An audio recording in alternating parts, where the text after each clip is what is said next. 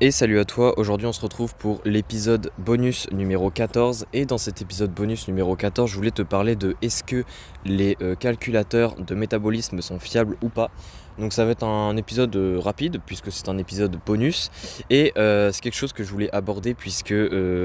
notamment ma base de données, donc c'est-à-dire mon plus gros produit contient en fait un calculateur de métabolisme et du coup je suis aussi concerné par ce sujet. Et du coup je trouve ça intéressant d'en parler. Donc les calculateurs de métabolisme, qu'est-ce que c'est pour les personnes peut-être qui en disant calculateur de métabolisme ne voient pas ce que c'est tout simplement les différents sites, les différentes formules etc qu'on trouve sur internet pour pouvoir à partir de notre poids, de notre taille, de notre sexe, de notre masse musculaire etc. Donc il y a plein de formules différentes qui existent, il y en a qui sont plus ou moins bonnes mais on va en reparler après. Justement à partir de ces données qui nous permettent grâce à une formule de calculer notre métabolisme, c'est-à-dire la quantité d'énergie en fait que l'on consomme dans la journée. Et du coup c'est généralement un outil que beaucoup de personnes utilisent quand elles veulent commencer à perdre du poids généralement. Elles utilisent ces outils pour pouvoir justement déterminer leur rapport calorique et généralement elles se fixent par rapport à ce résultat qu'elles ont obtenu avec ce calculateur de métabolisme pour par la suite commencer leur perte de poids grâce à un déficit calorique, etc. Il faut en fait, cette question est importante parce que c'est-à-dire que vu que les personnes, on va dire, dépendent, enfin du moins la perte de poids des personnes, ou du moins la fiabilité de la perte de poids des personnes dépendent de ce calcul, parce qu'au final si ce calcul est totalement faux, et bien le déficit etc que les personnes vont suivre va être totalement faux parce que ça ne va pas être raccordé avec une valeur qui leur corresponde, donc c'est-à-dire la dépense d'énergie totale de la journée. Et bien c'est sûr que ça va poser problème, donc c'est vraiment un sujet qui est très important. Et du coup sans plus tarder, en fait il faut savoir que les calculateurs de métabolisme ne sont pas fiables dans une certaine mesure, c'est-à-dire que peu importe la formule déjà que l'on prend, un calcul ne pourra jamais trouver ta vraie valeur, c'est-à-dire que même si tu prends la formule qui est la plus fiable possible, moi par exemple sur la base de données j'ai pris une des formules qui me paraît selon moi la plus fiable. Après il y en a plusieurs qui ont, on va dire, une fiabilité très similaire, mais voilà, j'en ai pris une qui me paraît fiable, où il y a un petit peu plus de valeur à ajouter, mais justement ça permet d'avoir un meilleur résultat. Il faut savoir que même en fait cette formule là que j'ai mis dans la base de données, même si elle te donne une valeur qui est relativement proche de ta dépense d'énergie journalière, elle ne correspond pas à ta dépense énergétique journalière. Je vais y arriver.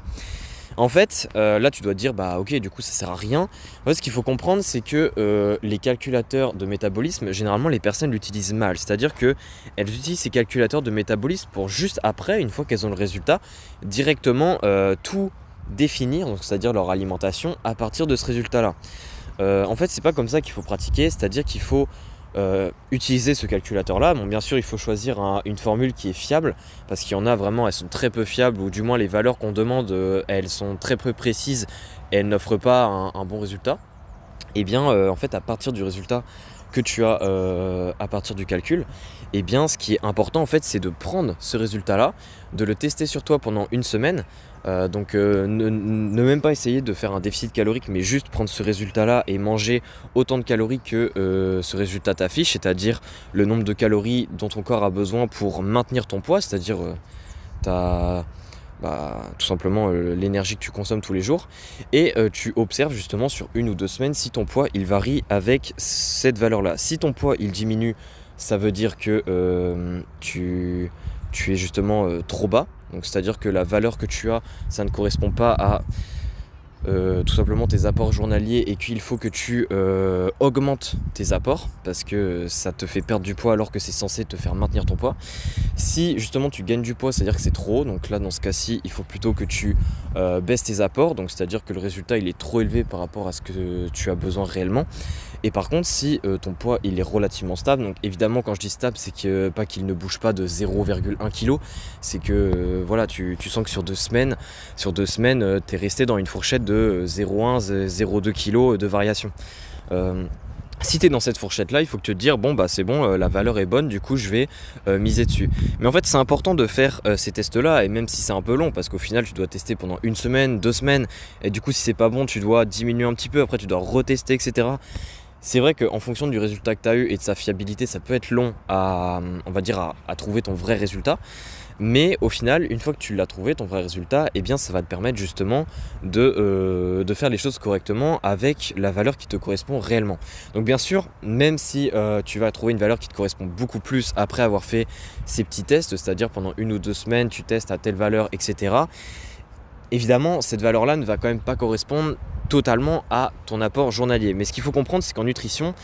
on ne cherche pas la perfection, c'est-à-dire on ne cherche pas à connaître ses apports à la calorie près, on cherche juste à connaître ses apports approximatifs pour pouvoir